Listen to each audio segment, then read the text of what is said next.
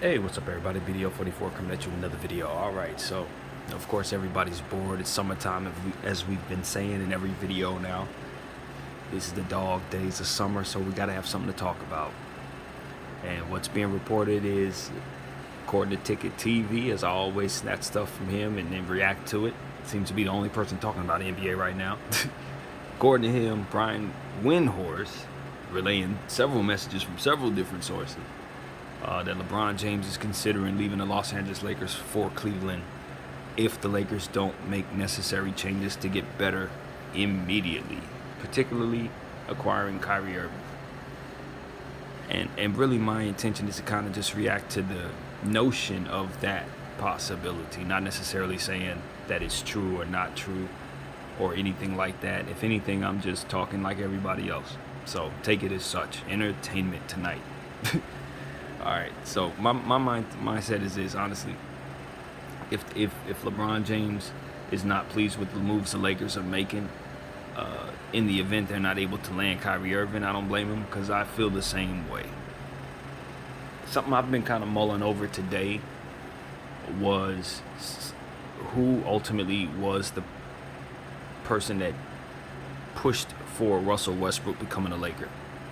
Now, I know the media tell us it's one thing, hearsay says something else, but I want to know exactly who it was, because if I'm to read the tea leaves, Buddy Yield is a Rob Pelinka client, or ex-client rather, when Rob Pelinka was an agent, to be exact. So if I'm to look at that, I'll say, okay, that's obviously the guy that Rob would, in theory, want to bring in. If that power struggle exists and Russell Westbrook was brought in solely to one-up Rob Pelinka, or solely to just keep that edge in LeBron's corner in terms of that power struggle, if that's what's going on, that decision has led to ultimately why we don't have the flexibility necessary to make the move to get Kyrie Irving without giving up stuff that we otherwise shouldn't be giving up. I blame our current circumstance on the person who ultimately pushed for that move to be made, because everything before that was fine. Let's just be honest. Everything before that move to get Russell was fine. Now, I'm not sitting here saying that I wasn't on board with that move, because I was.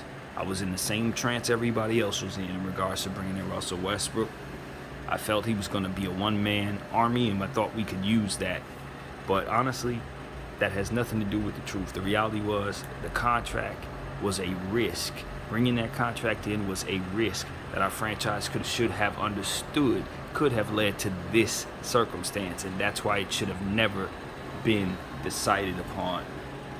But if it were LeBron James that was pushing for it, the very same situation that ultimately leaves the Lakers with their backs against the wall in regards to keeping LeBron James is the same thing that put us in the situation in the first place. And that's when I would look at LeBron and say, bro, you are putting our franchise in the same predicament that you put Cleveland in, the same predicament that you put Miami in, and that is not the only way to win championships. You know what I mean? Cornering a franchise into making bad decisions for its long-term future is not the only way to win, man. And if that is the way you made it to 9 straight championships, then we need to look into it, because that cannot possibly be the only way to win. It can't be. I watched San Antonio not work that way. I watched the Lakers not work that way. Boston won much championships not doing nothing that way. You shouldn't have to deplete yourself of everything and be left with nothing just to be confident that you can win right now. That's what I would tell LeBron James. That is not the only way the GOAT should be able to win a championship. He should be able to skin it another way. As they say, there's more than one way to skin a cat. There should be another way to skin this. Now, I don't blame him for not seeing enough here versus looking at other situations and saying they may have enough there. But he needs to be real about that as it pertains to what it takes to bring him in. You know, and if he's going to do some walking, as in if he's going to be walking away from the Lakers and leaving us with nothing, we need to assure that that doesn't happen. As simple as that. So, I don't want to get to that point where I'm cut and dry, let's get rid of Bron again, because I had gotten off of that train.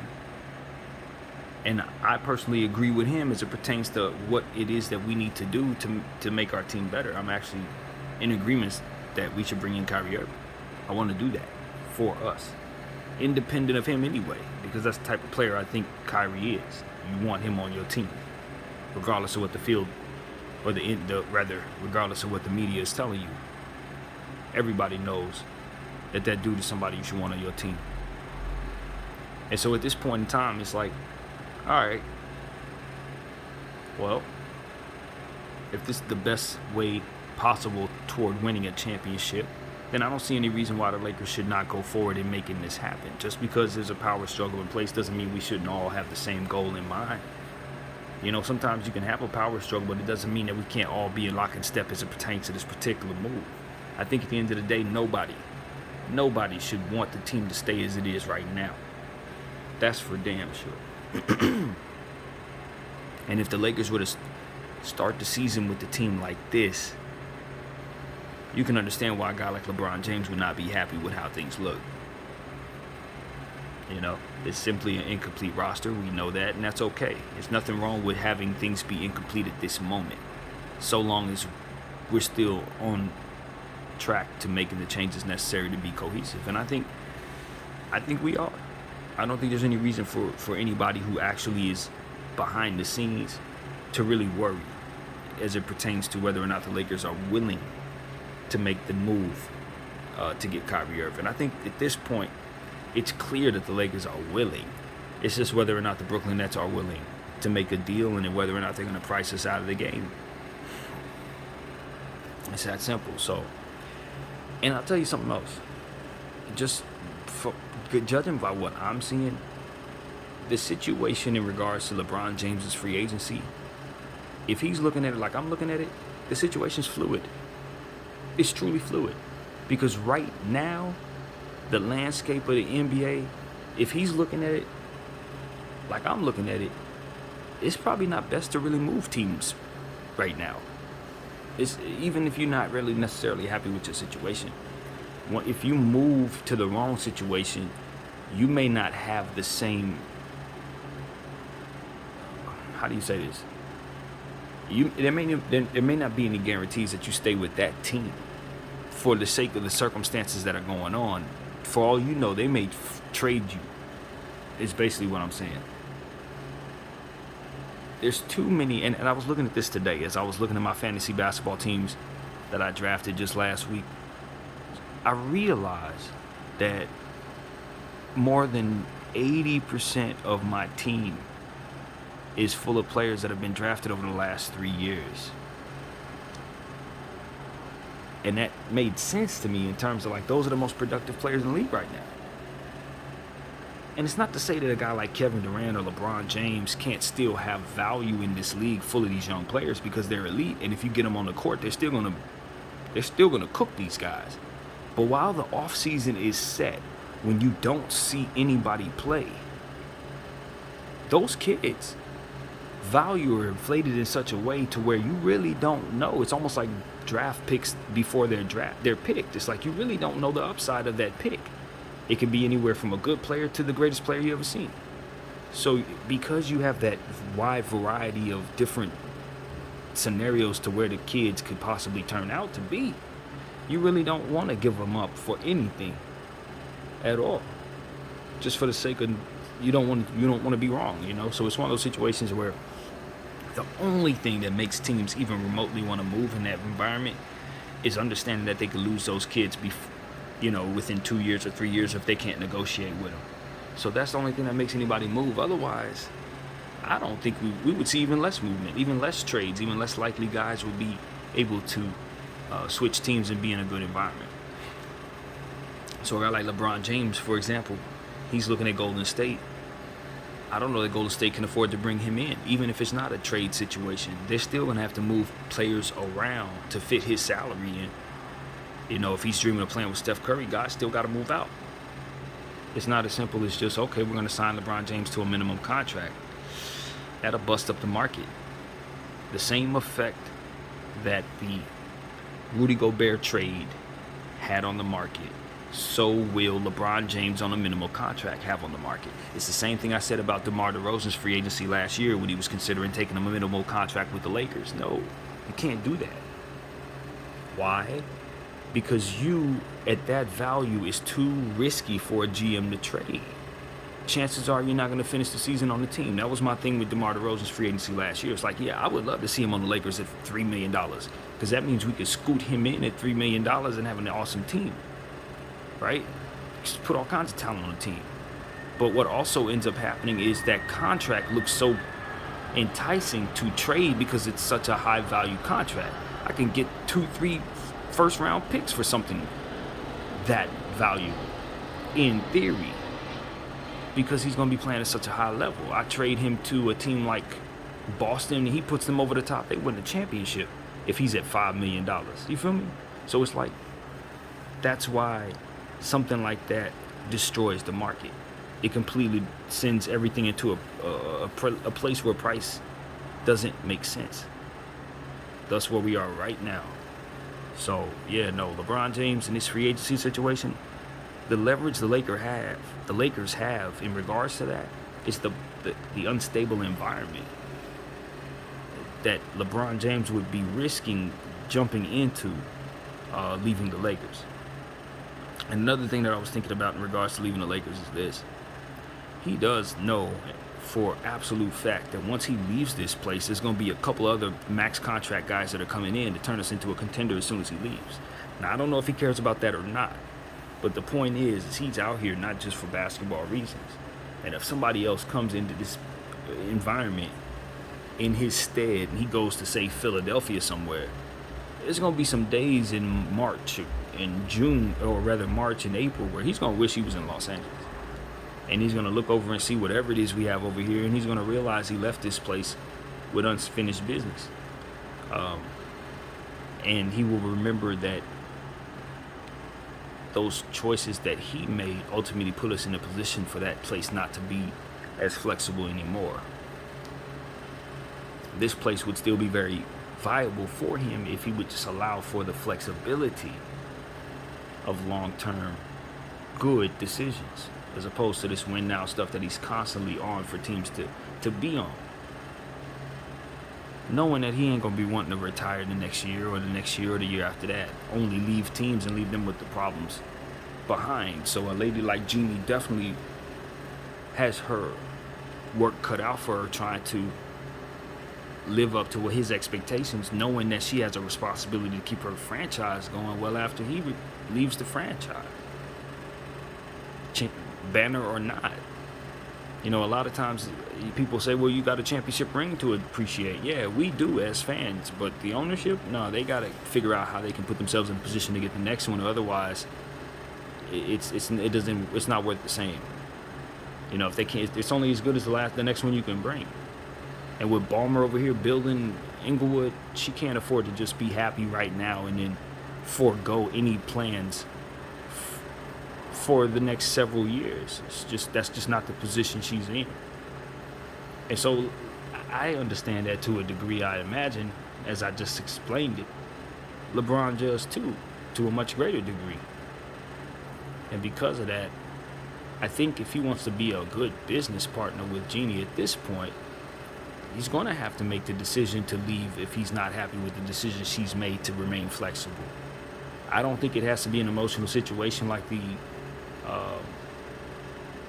like it's going to be painted out to be.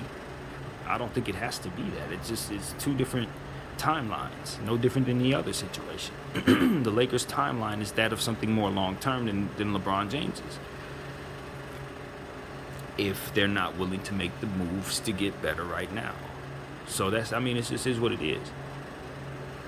I think the best thing, though, for LeBron James, in my mind, is, as I've said a million times on this channel, to play with young players. Not to worry about the quote-unquote timeline. He has to respect that he is the very old person, so to speak, who can defy father time, so to speak. Do you understand what I'm trying to say? He is the only person who can do that. To where at 38, he could run with nothing but 21-year-olds, keep up with them, lead them, win a championship with them if they're talented enough. And a lot of these guys, they may be talented enough depending on the right combination of them. I just think he's going about it the wrong way. He's still trying to win the old way. Let's push everything to the front. Let's take all the cap space, throw it in right now. No, bro, there's another way to win. But there's a definite way to lose, and that's how you do it. You do that enough times, you turn into Brooklyn. You do that enough times, and you leave yourself with no options. You know? And I just don't blame a team like Golden State for not wanting to give up that foundation, or Cleveland themselves for not wanting to give up that foundation.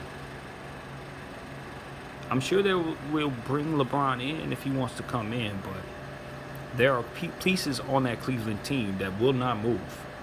I can tell you that right now. So if the Lakers are looking to make a sign and trade with Cleveland, I think it's going to be a tall task getting from them what we want. Because if I'm them, if I'm Kobe Altman, Mobley is not movable. Garland is not movable. Not even for Bron. Not happening. I'm just telling y'all what I would do. Not happening. So, and if I'm LeBron James, I want to play with those two. So this is going to get real bad for the Lakers if they don't figure out a way to make this work. Because he's going to get to Cleveland if he wants to be there. Don't get it twisted. Don't think that that's going to get in the way of him getting there. It won't. We'll be left holding the bag. And so in my mind, the Lakers need to resolve this situation accordingly. And, you know, the best way to do that is to stay on the course you're on. Stay on the Kyrie Irving course. It's the best play. I think it's the best play for us. Because anything else has us bringing in players that are just not good enough. And if we're not good enough, then what are we doing? That's the whole point. What are we really doing? And I was listening to some people talk about the Lakers today, and they were saying they were certain Jeannie Buss wants to win championships. Certain she's trying to win now. I never questioned that, but I also know she has other things she needs to worry about, including the business of basketball. So at this point, if the business of basketball comes first, then the team, unfortunately, is going to reflect that. We're not going to be as good. So we'll know what it is when we see it. That's really what it comes down to. We'll know what it is when we see it. If she's willing to continue to pay the luxury tax, keep up with teams like Golden State and the Clippers, then we'll be good. We'll be good. If not, then we'll watch those teams take off into the atmosphere, because that's what it takes to win championships, it seems. Paying astronomical amounts of luxury tax. So that's the reality of it, man. That is it. I don't know about those 2 picks. Like I said, I think the Lakers have plans for those picks anyway. But, you know, as far as Bron, yeah, I think he does have better options if it were as simple as him just hopping from one place to the next. You know, in a perfect world, you could say, yes, I can go play with Jason Tatum and Jaylen Brown right now. Oh, okay, let me go to Golden State, play with Stephen Clay. Okay, let me go to... But that's not how that works. That is not how that works. Those guys got to come out in order for him to come in. He represents all of what winning is supposed to be in terms of the cap. And that's what he needs to embrace, as does every max player. You are the championship. Because of you, we're supposed to get there. And if you can't get us there, then you're not that guy. And I'm not saying that about Bron James. I'm saying about anybody in that max position. You know what I mean? So that's what it's about. That's why a guy like James Harden giving back some money is not the worst thing in the world. Because he knows he can't play that up to that level, and it needs to be on the floor in order to compete. Same reason why we can't keep Russell at $47 million this year. It needs to be on the floor in order for us to compete. So if LeBron James can't be that guy, if we need this guy and that guy and that guy and this guy just to make him a champion, that is not what we pay him all of that for. And that is the truth. That's always been the truth in every situation. It just is what it is. Caps, it is in place for a reason. It's to keep us and anybody else from being able to stack the deck with the perfect team to look like Golden State did when KD was there. You're not supposed to be able to do that. And LeBron James has been trying to find a way to get as much of that going as possible, because obviously teams like Golden State were built to beat him. So that's what he's going up against. I get that. But at the same time, it's like if you're going to leave yourself in your older age with no flexibility, then you're just going to fizzle out, dude. Because if you leave us with no flexibility, you're going to jump to another situation that's probably not going to be very flexible. Because if we have any chance of trading you, we're going to get that flexibility for you. So you're going to go to a situation that's just as bad in terms of flexibility. And so that's what he needs to understand. KD the same. You're going to deplete the team of what it is that makes them flexible by going there. So just, in my mind, find a place that's already fairly flexible and stay there. That's really what it's about. I don't think guys get it like they need to, but that's what it's about. You find a flexible situation and you just sit and chill and play basketball and let them build around you. That's the only way forward right now. If you don't have that continuity, if you don't have a team that carries over from the previous year with continuity, you ain't gonna be able to keep up with the Milwaukees and the Phoenixes and all these different teams that are bringing back everybody. You're not gonna keep up. These little experimental, let's do it together this year, let's do it together next year. Has it worked? Has it worked yet? I don't think it's worked yet, man. Stability and continuity works, though. And so that's what I'm trying to sell into this camera. That's what I hope LeBron James believes in at this point. Yeah, you can do it now. Throw everything in on the table and try to win now. And then you're going to look up next year and you're going to want them to make moves and they're not going to be able to do it. And you're going to want to leave.